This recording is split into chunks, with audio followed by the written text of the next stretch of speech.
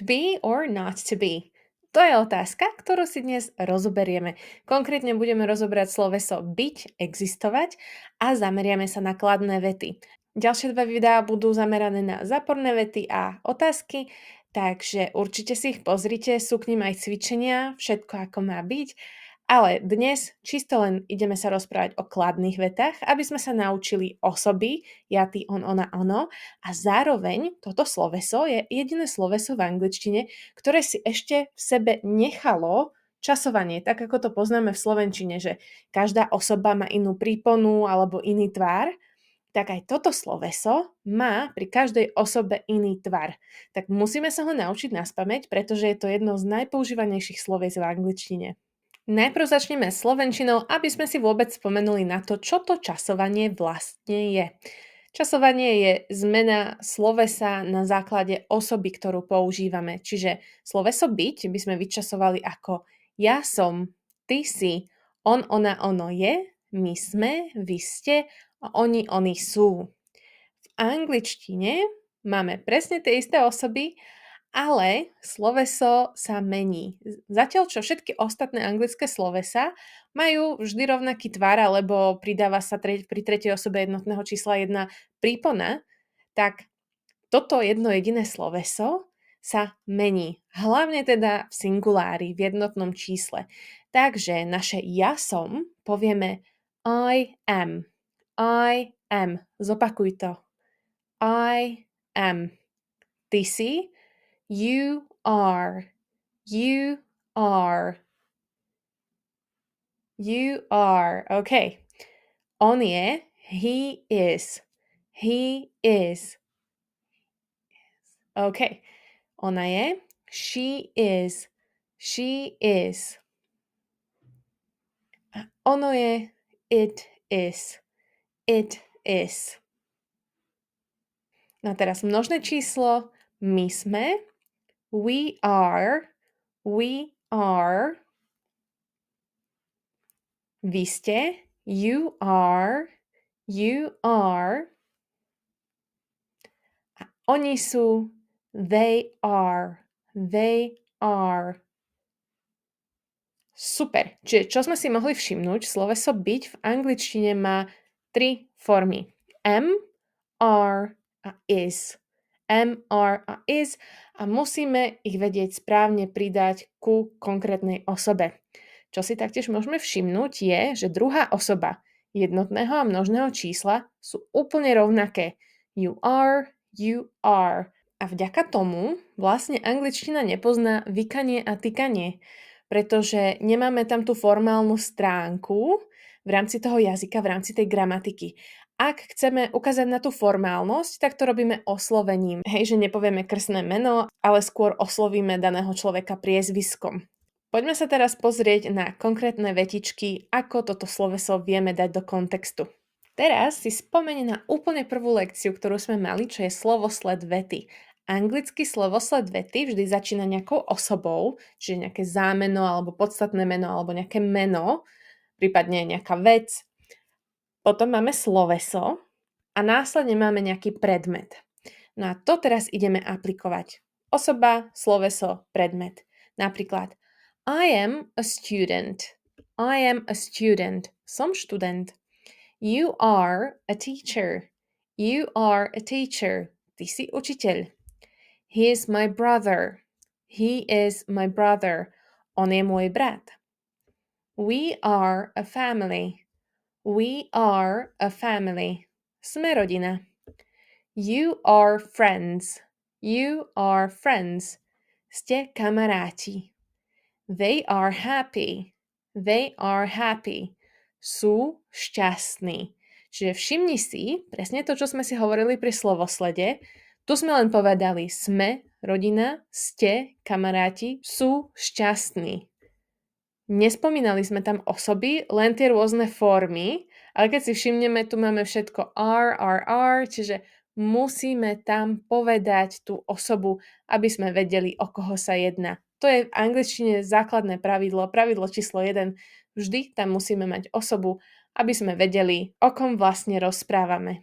Keď sa naučíme základné časovanie, čiže I am, you are, he is, we are, you are, they are, čiže už si to pamätáš, tak sa poďme naučiť aj skracovanie. Angličtina veľmi rada skracuje. A to nie len v hovorenej reči, ale aj v písanej neformálnej reči. Toto konkrétne skracovanie môžeš vidieť úplne všade. Čiže určite sa ho nauč. Čo vlastne robíme? Poďme si to spoločne vysvetliť. Všimni si ten prvý stĺpček. To je naša základná forma, kde máme dve slova I am, you are. A druhý stĺpček, ktorý tam máme, nám zobrazuje tieto dve základné slova, ale jedno písmenko sme preškrtli. To písmenko vynecháme a namiesto neho napíšeme apostrof. A spojíme tým pádom dve tieto slova dokopy v tom žltom stĺpčeku.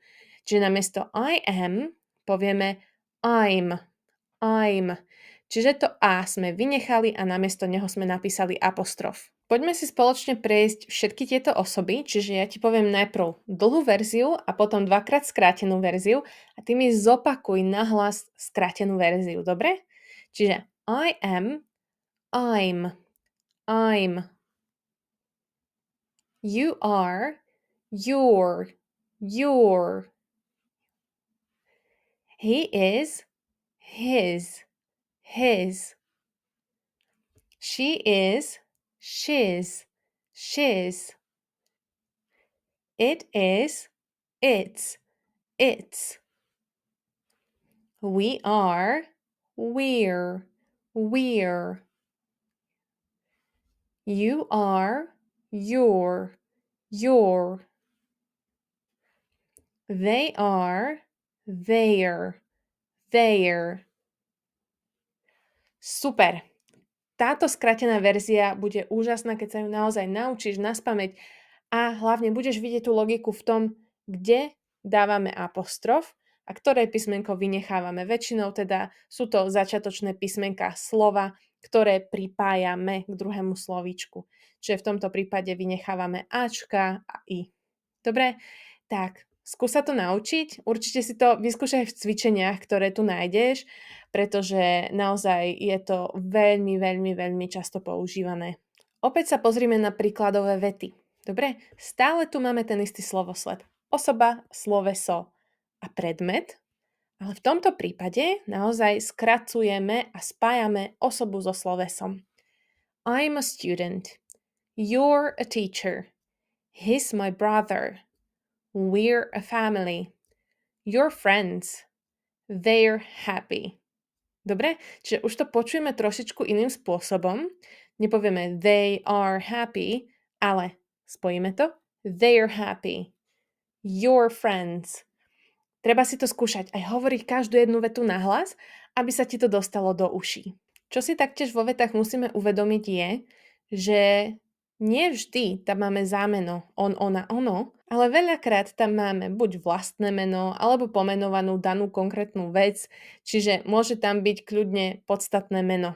Namiesto he's my brother vieme povedať Jack's my brother a znova vidíme, že sme to dokázali skrátiť. Nemusíme hovoriť Jack is my brother, ale znova skrátime Jack's my brother.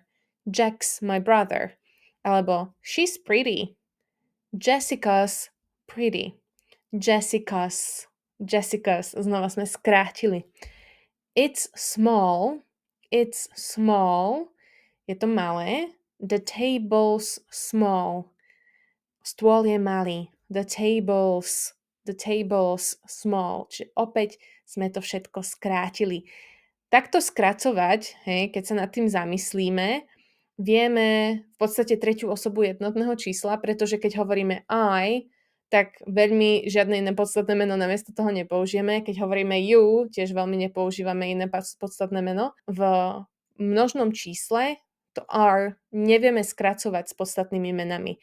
To si ukážeme na ďalšom slajde. Čiže keď máme we're a family, čiže pekne skrátené sloveso, we're a family, v tomto prípade nevieme povedať Monica and I, čiže dve osoby, Monica and I are a family. To sa nepoužíva, takže vždy to musíme povedať oddelene. Monica and I are a family. Alebo they're happy, My friends are happy. My friends are happy. Hej, to by bolo také veľmi zvláštne na jazyku, pretože sa to aj ťažko vyslovuje. Preto opäť nevieme to takto povedať, ale oddelíme to.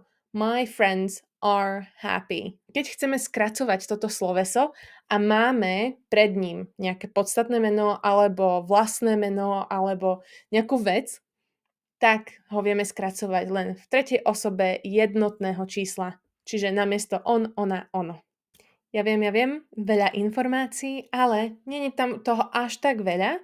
Čo je pre teba potrebné si zapamätať je časovanie slovesa to be v hlavnej forme, čiže oddelenie, a následne sa naučiť aj skrátenú formu. Dobre, skrátená forma, veľmi dôležitá, určite sa ju nauč a veľmi dôležité si je pamätať, že keď skracujeme a pred daným slovesom máme podstatné meno, vieme to skracovať len ako is. Všetko ostatné sa nedá skrátiť. Dobre? Čiže is vieme krásne krátiť a všetko ostatné sa nedá.